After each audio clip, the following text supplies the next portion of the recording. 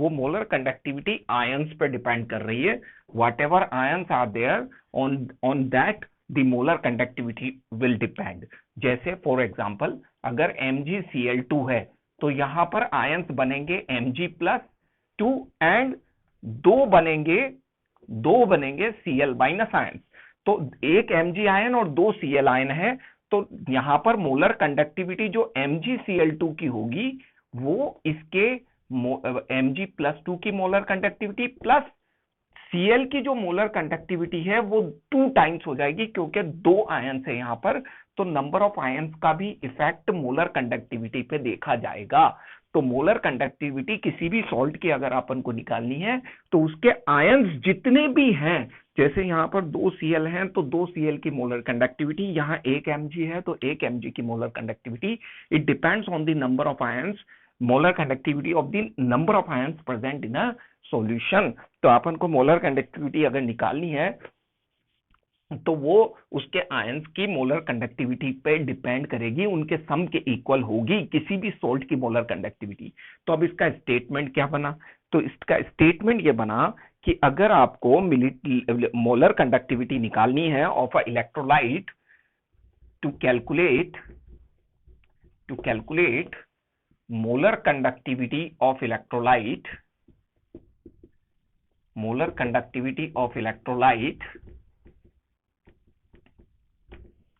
to calculate molar conductivity of electrolyte, it is the sum of individual contribution of cation and anions of the electrolyte. It is the sum of individual contribution of cations and anions of electrolyte। जो cation और anions की molar conductivity होगी उस पे depend करेगी। बात समझ में आई? Got it? तो कोल-रोच लॉ क्या बोलता है कि अगर आपको कैलकुलेट करनी है किसी भी सॉल्ट की मोलर कंडक्टिविटी तो उसके आयंस की मोलर कंडक्टिविटी के बराबर उसकी कंडक्टिविटी मानी जाएगी। Got it? अंडरस्टूड? जिसमें फॉर एग्जांपल पहला एग्जांपल हो गया NaCl, दूसरा एग्जांपल हो गया MgCl2, और अगर इस मोलर कंडक्टिविटी को हम और मेंशन करना चाहें, एक दो एग्जांपल और देना चाहें, तो इसको हम लिखेंगे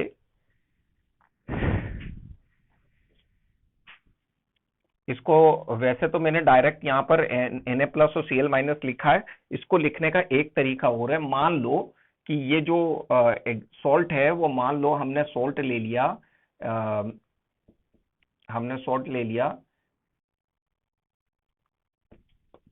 Na2SO4, ठीक है। Na2SO4 के अंदर मान लो ये सॉल्ट ले लिया हमने, तो अब जब मोलर कंडक्टिविटी ऑफ Na2SO4 लिखेंगे ना, तो अपन इसको ऐसे भी लिख सकते हैं कि molar conductivity of Na2SO4 bracket में Na2SO4 is equal to molar conductivity of Na+, और कितने Na+ है? 2, plus molar conductivity of SO4-2। इस तरीके से भी इसको मेंशन कर सकते हैं। This is also a method of Kohlrausch's law, इसको भी कोल-रोच लॉ बोलते हैं। लिखने का तरीका अलग है दोनों चीज सेम, वैसे भी लिख सकते हैं और ऐसे भी लिख सकते हैं, ऐसे भी लिख सकते हैं, ऐसे भी लिख सकते हैं। ये लिखने का थोड़ा सा मेथड बदल गया है एंड नथिंग एल्स, बाकी सब सेम है। Got it?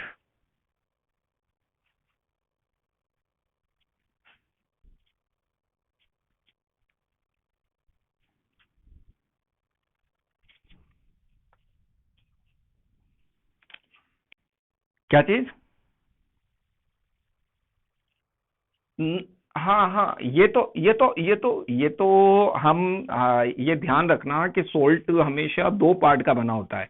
एक होता है कैटायन और उसके बाद वाला होता है एनायन। दो का कॉम्बिनेशन होता है हमेशा सॉल्ट। तो सॉल्ट में पहला वाला कैटायन होगा, बाद वाला एनायन होगा, और उनके नंबर जो है वो यहां से पता लग जाएंगे, ये नीचे से कि कितने आयंस होंगे, जैसे Cl के 2 हैं और 1 Mg है, यहाँ पर Na2 है और SO4 पूरा एक आयन है, तो इससे पता लग जाएगा हमें, यहाँ 1 है, यहाँ भी 1 है, ये इससे पता लग जाएगा हमें number of cations and anions का। Got it. अब ये तो हुआ स्टेटमेंट और इसकी डेफिनेशन। अब इसका एक मैथमेटिकल रूप भी है। ये तो हुआ theoretical definition, it states this, Kohlrausch's law का थ्योरेटिकल स्टेटमेंट, ठीक है। अब इसको मैथमेटिकल रूप में कन्वर्ट करना चाह रहे हैं। 3 एग्जांपल तो लिख दिए मैंने, लिखने का रिप्रेजेंट करने का तरीका था, बट हम इनको मैथमेटिकली भी डिनोट कर सकते हैं। इनका मैथमेटिकल कन्वर्जन भी है ऑफ अ कोलरोश लॉ, तो वो मैं मैथमेटिकल कन्वर्जन कर रहा हूं इसका।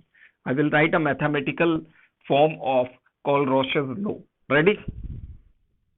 रब कर दूं? चलो, we'll write a mathematical form. अब देखो मैथमेटिकल फॉर्म कैसे लिखेंगे। देखो मैथमेटिकली हमने क्या किया, मैथमेटिकल फॉर्म। अब मैथमेटिकल फॉर्म कैसे लिखेंगे, अपन को पता है कि हमने मोलर कंडक्टिविटी निकाली है, और ये मोलर कंडक्टिविटी ज्यादातर हम कब निकालते हैं, ये इनफाइनाइट डाइल्यूशन पे निकालते हैं। तो इनफाइनाइट डाइल्यूशन को यहां पर डिनोट करते हैं 0 से। ऊपर 0 लगाने का मतलब है कि बहुत सारा पानी है, क्योंकि पानी ज्यादा होगा तभी आयंस में कन्वर्ट होंगे सोल्ट। ये माना जाता है कि आप पानी ज्यादा लोगे तभी आयंस में टूटेंगे सोल्ट। मतलब सोल्ट को आप पानी में तो मिलाओगे या किसी लिक्विड में तो मिलाओगे, तभी तो वो सॉल्यूशन बनाएगा और तभी तो वो कंडक्टिविटी शो करेगा। तो यहां पर ये माना जाता है कि इनफाइनाइट डाइल्यूशन है, मतलब बहुत पानी है जिसके अंदर आपने सोल्ट को मिलाया। अब जो मोलर कंडक्टिविटी अपन जिस भी सोल्ट की निकाल रहे हैं, उस सोल्ट की मोलर कंडक्टिविटी अगर हम निकाल रहे हैं सोल्ट की, तो वो मोलर कंडक्टिविटी डिपेंड करेगी उसके आयंस की मोलर कंडक्टिविटी पे, उसके आयंस की मोलर कंडक्टिविटी पे। अब आयंस कौन कौन से होते हैं, या तो होता है कैटायन और या फिर होता है एनायन। तो मैं यहां पर इसको पॉजिटिव और नेगेटिव से शो कर रहा हूं कि मोलर कंडक्टिविटी ऑफ पॉजिटिव मतलब कैटायन और मोलर कंडक्टिविटी ऑफ नेगेटिव मतलब एनायन। ये तो हो गया कैटायन और ये हो गया एनायन। अब इनके नंबर जो हैं, नंबर ऑफ आयंस और कैटायन एंड एनायन को हम यहां रिप्रेजेंट कर देंगे आगे n से, n माइनस और n प्लस। तो ये हो गया कंप्लीट फॉर्मूला और मैथमेटिकल फॉर्म ऑफ कोलरोशस लॉ। तो इसकी मैथमेटिकल फॉर्म हो गई। यहां पर क्या हो गया, n प्लस का मतलब है number of cation, n minus का मतलब है नंबर ऑफ एनायन, प्लस का मतलब है molar conductivity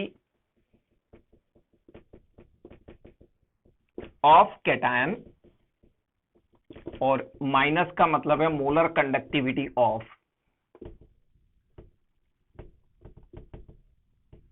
anion. Okay, this is all a mathematical form. अब जिसके लिए भी आपको मोलर कंडक्टिविटी निकालनी है उस पे ये अप्लाई हो सकता है, कोई प्रॉब्लम नहीं है। Got it.